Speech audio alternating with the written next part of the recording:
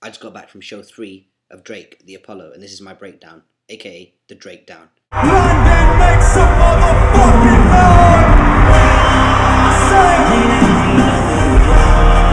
noise! Good thing number 1, and this you're not going to get from any new artist. Drake essentially brought a full show of hits. That's because his repertoire is the equivalent to 3 full albums deep. Firstly, of course, he had everything from Thank Me Later, his official record label release. Let's go! Let's go! I say, how did I end up right here with you? And then, a whole host of hits from his mixtape So Far Gone. Diss me and you'll never hear a reply for it.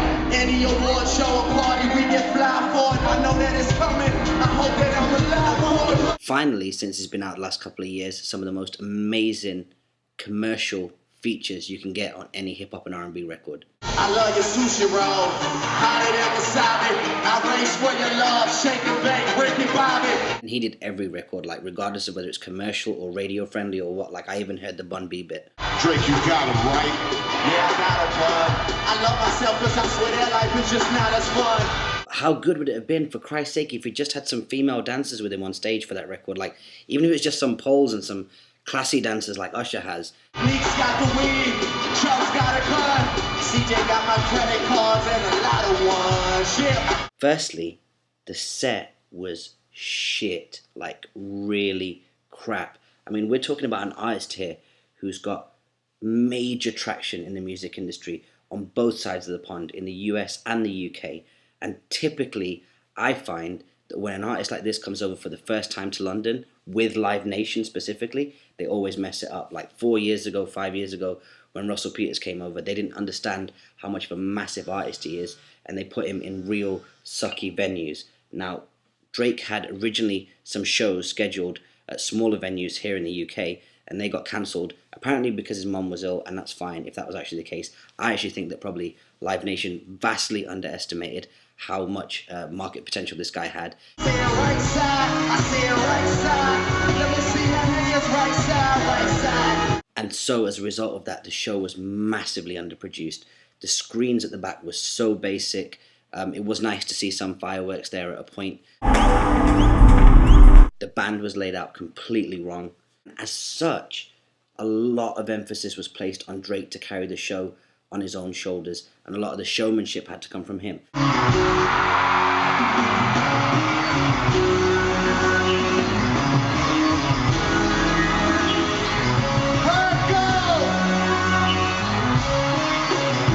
Now, the positive thing is, Drake is one of those genuine stars, like one of the people that is quickly, you know, in a period of, I'm sure, only 5 to 6 years, going to get up to where Kanye is at.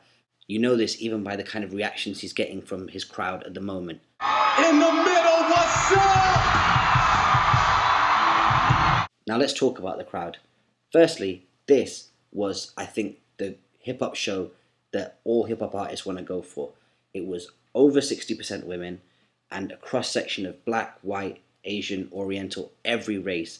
And everyone, even the guys that normally the thugged out ones that are normally, you know, just stood up against the wall or whatever, they were dancing.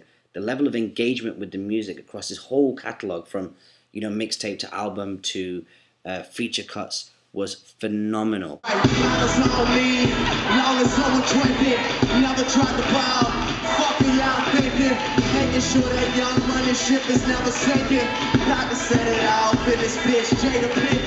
Now, as you know, all artists borrow from each other, and Drake is no exception. One thing that he did do is he copied that thing with Jay. If you've ever been to a Jay-Z concert where he points out individual people and makes them feel special by mentioning things that they're wearing or how they look or things that they're doing. What's up right here, light skin dude? You kind of look like me. It's weird, but whatever. Don't worry about it.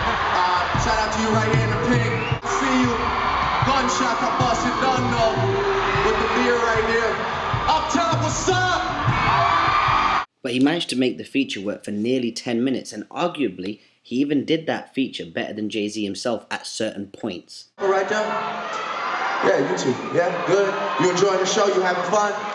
Everything's good between y'all? Y'all happy? The sex is good? The relationship is good? All right, cool. Now, on the storytelling thing, one thing that got old for me, and only in the last kind of like 20% of this concert, right, is that between each song, he likes to kind of like tell a little story. In the last sentence of that story, it's often a segue to the name of the record that he's about to perform. So I only ask one favor.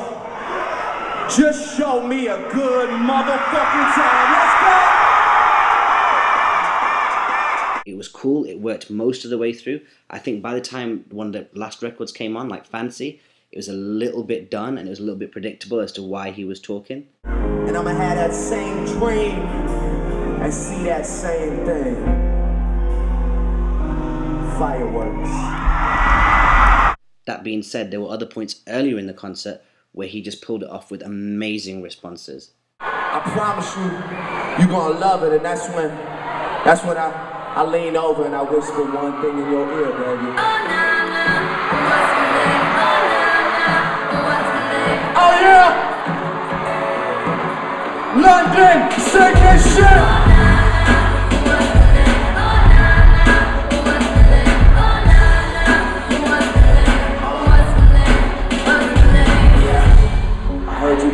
Soft lips, and you know word of mouth.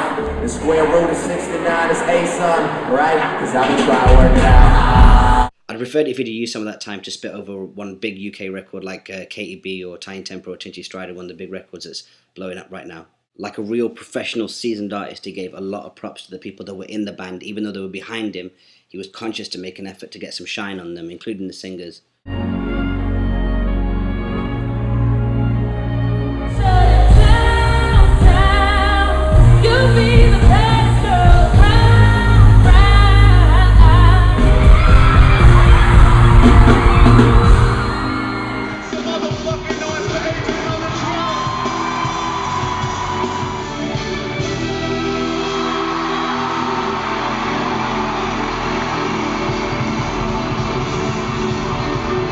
As you can see, he definitely knows how to pose for the pictures and work the crowd all the way right through to the end. He took his time and made sure that everyone got pictures of him. The low points for me were the cliched, I had the best time of my life in your city. I've had one of the greatest experiences of my life right here in London, England. And finally, note to American artists, everyone, Jay-Z, 50 Cent, whoever he may be, we're in London for the show, and we're quite aware that we're in England, so you don't say London, England. Right here in London, England. Unfortunately, the last moment, the last taste, was him just saying, thank me later. There was no big build-up, there was no big outro with lots of instruments and lots of music. Thank me later!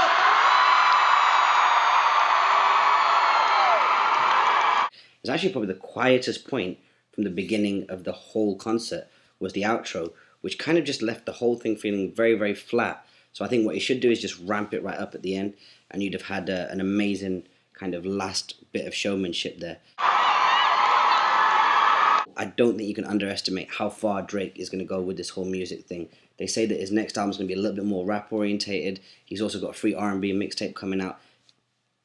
Trust me on this, I've been following hip-hop for 21 years. Drake is going to be one of the most significant, well-rounded artists to enter the game. If you do get a chance to see him, go and see him. Obviously, go and get his records. He's got a whole bunch of free stuff online as well. But it's an amazing concert. I'm going to give it, for now, based on the way it was produced, like an 8 out of 10. And that's basically because normally it would be like a 6 out of 10 show, but Drake did carry it. And you can see how much effort and how much value he added to this show. I hope that Live Nation gets himself in check and gets him into bigger venues with better production quality, more dancers, more human resources behind it, a lot more technology, a lot more high definition screens, because Drake is the kind of artist right now, even at this stage, 1.5 years in, that you can really, really scale and do massive things with. Now let me not forget, if Drake was Jay-Z, this guy was Nas.